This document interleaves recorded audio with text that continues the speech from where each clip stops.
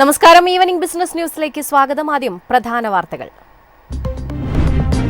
സ്വകാര്യ മേഖലയിലെ ഉൽപാദനം 14 മാസത്തിനിടയിലെ ഏറ്റവും ഉയർന്ന നിലയിൽ. കാരണം പുതിയ ബിസിനസ്സുകളും അന്താരാഷ്ട്ര വിൽപ്പനയും വർദ്ധിച്ചത്.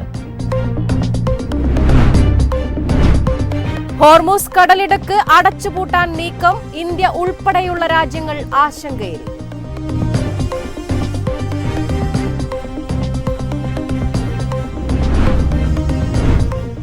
സ്വകാര്യ ബാങ്കുകളുടെ നിക്ഷേപം വർദ്ധിച്ചു. പൊതുമേഖലാ ബാങ്കുകൾ നിക്ഷേപ സമാഹരണത്തിൽ പിന്നിലെന്നും UBI റിപ്പോർട്ട്.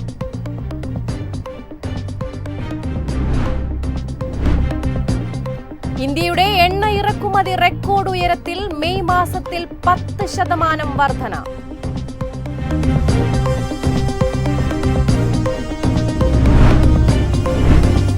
പശ്ചിമേഷ്യൻ സംഘർഷങ്ങൾ ഇന്ത്യയുടെ കയറ്റുമതിയെ ബാധിക്കില്ല.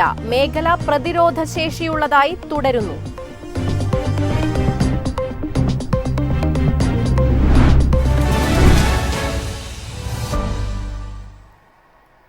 വിശദമായ വാർത്തകൾ നോക്കാം. ഇന്ത്യൻ ഓഹരി വിപണി ഇന്ന് നഷ്ടത്തിൽ അവസാനിച്ചു. സെൻസെക്സ് 511.38 പോയിന്റ് അഥവാ 0.62% നഷ്ടത്തിൽ 81,896.79 ക്ലോസ് ചെയ്തു.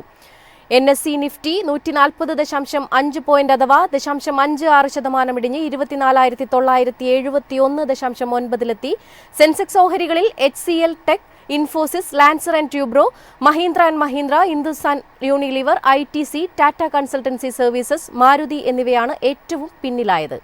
Trend, Bharat electronics, Bajaj finance, Kotak Mahindra bank എന്നിവ നേട്ടമുണ്ടാക്കി. സ്വകാര്യ മേഖലയിലെ ഉൽപാദനം 14 മാസത്തിനിടയിലെ ഏറ്റവും ഉയർന്ന നിലയിൽ. പുതിയ ബിസിനസ്സുകളും അന്താരാഷ്ട്ര വിൽപ്പനയും വർദ്ധിച്ചതാണ് കാരണം.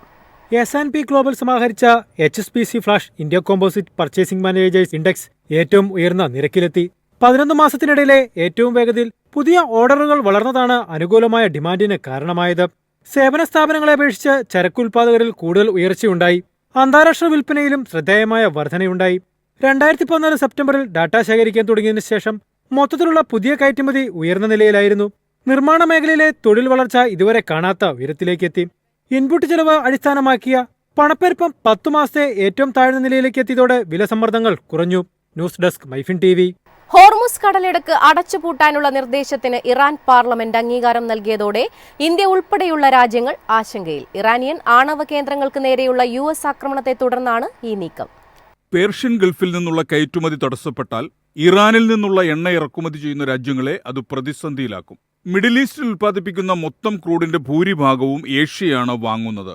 അതിൽ 90% ഹോർമുസ് കടലിടുക്ക് വഴിയാണ് കടന്നുപോകുന്നതെന്ന് കെപ്ലർ SAS ഡാറ്റ പറയുന്നു. ചൈനയ്ക്ക് ആവശ്യമായ ക്രൂഡിന്റെ 14% ഇറാനിൽ നിന്നാണ് ലഭിക്കുന്നത്. ചൈനയിലേക്കുള്ള കയറ്റുമതി തടസ്സപ്പെടുമോ എന്ന ആശങ്ക വർദ്ധിച്ചു വരികയാണ്. ഹോർമുസ് കടലിടുക്ക് അടച്ചുപൂട്ടാനുള്ള നിർദ്ദേശത്തിന് ഇറാൻ പാർലമെന്റ് അംഗീകാരം നൽകിയതായി സർക്കാർ ഉടമസ്ഥതയിലുള്ള പ്രസ് TV ഞായറാഴ്ച റിപ്പോർട്ട് ചെയ്തു. അന്തിമ തീരുമാനം ഇപ്പോൾ സുപ്രീം നാഷണൽ സെക്യൂരിറ്റി കൗൺസിലിന്റേതാണ്. അമേരിക്ക കൂടി യുദ്ധത്തിൽ പങ്കെടുത്തതോടെ പശ്ചിമേഷ്യയിൽ പിരിമുറുക്കം വർദ്ധിച്ചു. ഇത് ആഗോള ഊർജ്ജ വിപണികളിൽ ചാഞ്ചാട്ടം വർദ്ധിപ്പിക്കുകയും ചെയ്തു. News desk MyFin TV. സ്വകാര്യ ബാങ്കുകളുടെ നിക്ഷേപം വർദ്ധിച്ചു. പൊതുമേഖലാ ബാങ്കുകൾ നിക്ഷേപ സമാഹരണത്തിൽ പിന്നിലെന്നും UBI റിപ്പോർട്ട്. കഴിഞ്ഞ 5 വർഷമായി ഇന്ത്യയിലെ സ്വകാര്യ ബാങ്കുകൾ മൊത്തം ബാങ്ക് നിക്ഷേപങ്ങളിൽ അവരുടെ വിഹിതം ക്രമാനുഗതമായി വർദ്ധിപ്പിച്ചുകൊണ്ടിരിക്കുകയാണ്. എന്നാൽ പൊതുമേഖലാ ബാങ്കുകളുടെ നിക്ഷേപത്തിൽ ഇടിവ് നേരിട്ടതായി യൂണിയൻ ബാങ്ക് ഓഫ് ഇന്ത്യയുടെ പഠനം പറയുന്നു. 2019 മാർച്ചിൽ പൊതുമേഖലാ ബാങ്കുകൾ മൊത്തം ബാങ്ക് നിക്ഷേപങ്ങളുടെ 63.2% കൈവശം വെച്ചിരുന്നുവെന്ന് റിപ്പോർട്ട് എടുത്തു കാണിക്കുന്നു. 2025 മാർച്ചോടെ അവരുടെ വിഹിതം 56.3% കുറഞ്ഞു. ഇത് ഏകദേശം 600 ബേസിസ് പോയിന്റുകളുടെ കുറവാണ്.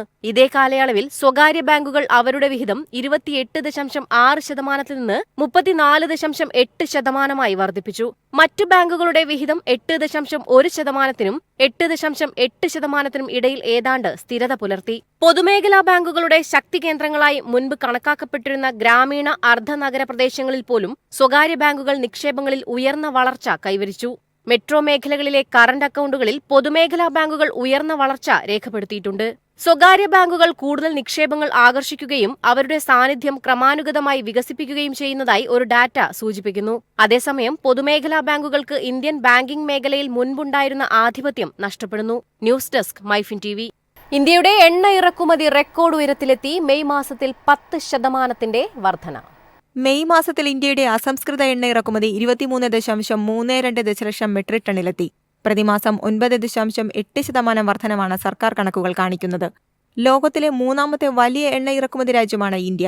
മെയ് മാസത്തിൽ ഇന്ത്യയുടെ ഇന്ധന ആവശ്യം 21.32 ദശലക്ഷം മെട്രിക് ടണ്ണായി ഉയർന്നു. ഒരു വർഷത്തിനിടയിലെ ഏറ്റവും ഉയർന്ന നിരക്കാണിത്. ഇറാന്റെ ആണവ കേന്ദ്രങ്ങൾക്ക് നേരെയുള്ള US ആക്രമണങ്ങൾ എണ്ണ വാതക മേഖലയിൽ തടസ്സമുണ്ടാകാനുള്ള സാധ്യത വർദ്ധിപ്പിച്ചതിനെ തുടർന്ന് ആഭ്യന്തര ഇന്ധന വിതരണം സംരക്ഷിക്കാൻ ഇന്ത്യ നടപടികൾ സ്വീകരിക്കുമെന്ന് കേന്ദ്രമന്ത്രി ഹർദീപ് സിംഗ് പുരി പറഞ്ഞു. ജനുവരിക്ക് ശേഷമുള്ള ഏറ്റവും ഉയർന്ന നിലയിലാണ് തിങ്കളാഴ്ച എണ്ണവില ഉയർന്നത്. മെയ് മാസത്തിൽ ഇന്ത്യയുടെ ഇറക്കുമതിയിൽ റഷ്യൻ എണ്ണയുടെ പങ്ക് നേരിയ തോതിൽ കുറഞ്ഞു. മെയ് മാസത്തിൽ അസംസ്കൃത എണ്ണ ഉൽപ്പന്നങ്ങളുടെ ഇറക്കുമതി ഏകദേശം 3.9% കുറഞ്ഞ് 4.20 ദശലക്ഷം ടണ്ണായി. News desk MyFin TV. പശ്ചിമേഷ്യൻ സംഘർഷങ്ങൾ ഇന്ത്യയുടെ കയറ്റുമതിയെ ബാധിക്കില്ല. മേഖല പ്രതിരോധശേഷിയുള്ളതായി തുടരുന്നുവെന്നും കയറ്റുമതി സംഘടന. മിഡിൽ ഈസ്റ്റിലെ ഭൗമരാഷ്ട്രീയ സംഘർഷങ്ങൾ ആഗോള വ്യാപാര മേഖലയിൽ വെല്ലുവിളികൾ ഉയർത്തുന്ന സമയത്ത് ഇന്ത്യയുടെ കയറ്റുമതി മേഖല പ്രതിരോധശേഷിയുള്ളതായി തുടരുന്നുവെന്ന് federation of Indian export organisations. ഡിമാൻഡിലും ലോജിസ്റ്റിക്സിലും പ്രത്യേകിച്ച് ഇന്ത്യൻ കയറ്റുമതിയുടെ നിർണായക കേന്ദ്രമായി പ്രവർത്തിക്കുന്ന ഗൾഫ് മേഖലയിൽ ചില ഹ്രസ്വകാല പ്രത്യാഘാതങ്ങൾ പ്രതീക്ഷിക്കുന്നതായി സംഘടനാ പ്രസിഡന്റ് SC റാൽഹാൻ പറഞ്ഞു. കയറ്റുമതി വഴിതിരിച്ചുവിടുന്നതിലും വിപണികളെ വൈവിധ്യവൽക്കരിക്കുന്നതിലും സാമ്പത്തിക ബാധ്യതകൾ കൈകാര്യം ചെയ്യുന്നതിലും ഇന്ത്യൻ കയറ്റുമതിക്കാർ വിജയിച്ചിട്ടുണ്ടെന്ന് അദ്ദേഹം പറഞ്ഞു. വർഷങ്ങളായി ഇന്ത്യ അതിന്റെ ഊർജ്ജ വിതരണങ്ങളെ വൈവിധ്യവൽക്കരിച്ചിട്ടുണ്ട്. അവയിൽ വലിയൊരു ഭാഗം ഇപ്പോൾ ഹോർമുസ് കടലിടുക്ക് വഴി വരുന്നില്ല. എണ്ണ മാർക്കറ്റിംഗ് കമ്പനികൾക്ക് ആഴ്ചകളോളം സപ്ലൈ നടത്താനുള്ള സ്റ്റോക്കുണ്ടെന്നും അദ്ദേഹം പറഞ്ഞു. News desk MyFin TV. ഇന്നത്തെ സ്വർണം വെള്ളി നിരക്കുകൾ. സംസ്ഥാനത്ത് സ്വർണ്ണവിലയിൽ നേരിയ ഇടിവ്. പവന് 40 രൂപയും ഗ്രാമിന് 5 രൂപയും കുറഞ്ഞു. പവന് 73,840 രൂപയും ഗ്രാമിന് 9,230 രൂപയുമാണ് ഇന്നത്തെ നിരക്ക്.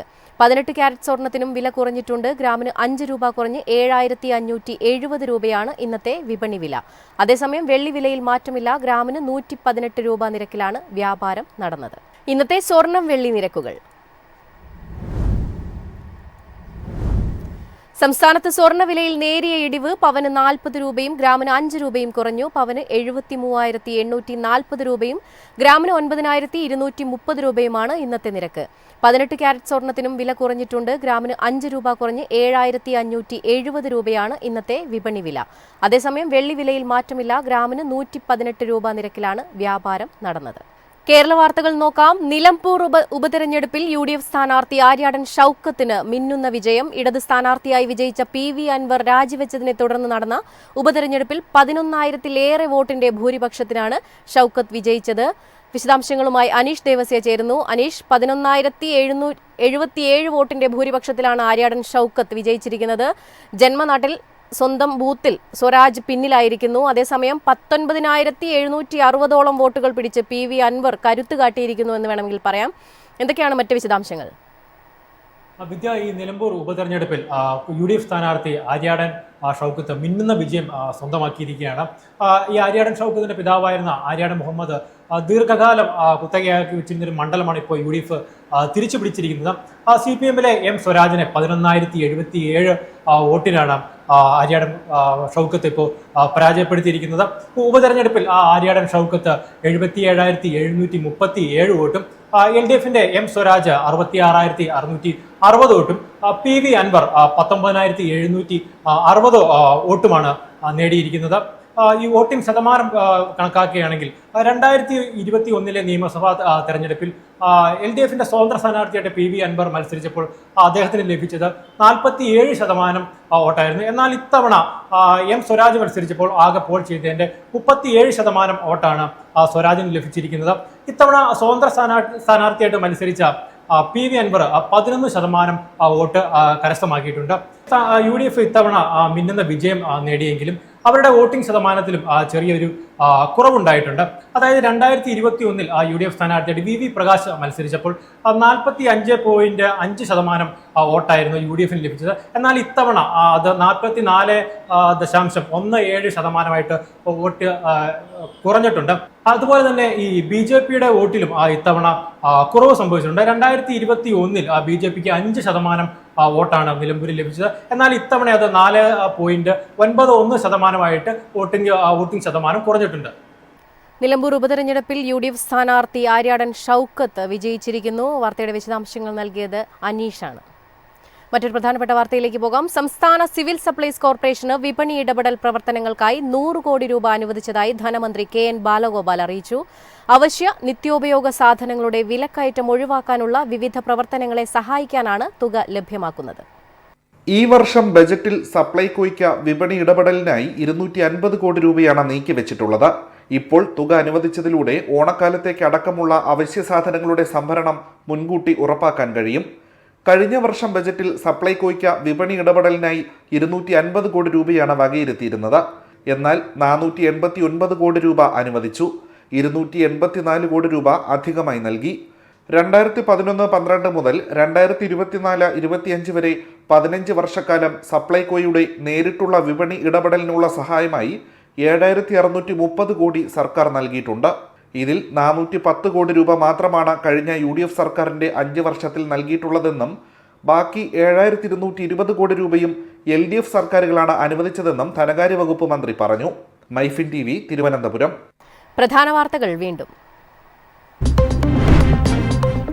സ്വകാര്യ മേഖലയിലെ ഉൽപാദനം 14 മാസത്തിനിടയിലെ ഏറ്റവും ഉയർന്ന നിലയിൽ. കാരണം പുതിയ ബിസിനസ്സുകളും അന്താരാഷ്ട്ര വിൽപ്പനയും വർദ്ധിച്ചത്.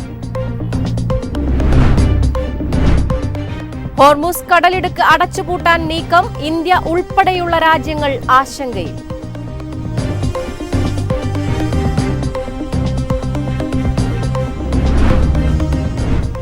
സ്വകാര്യ ബാങ്കുകളുടെ നിക്ഷേപം വർദ്ധിച്ചു. പൊതുമേഖലാ ബാങ്കുകൾ നിക്ഷേപ സമാഹരണത്തിൽ പിന്നിലെന്നും UBI റിപ്പോർട്ട്.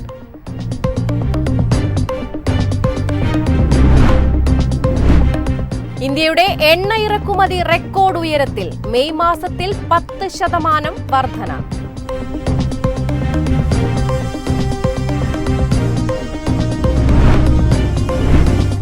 പശ്ചിമേഷ്യൻ സംഘർഷങ്ങൾ ഇന്ത്യയുടെ കയറ്റുമതിയെ ബാധിക്കില്ല.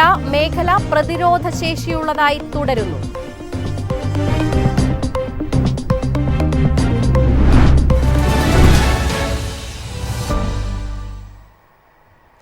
ഇതോടെ ഈവനിംഗ് ബിസിനസ് ന്യൂസ് സമാപിക്കുന്നു. നമസ്കാരം.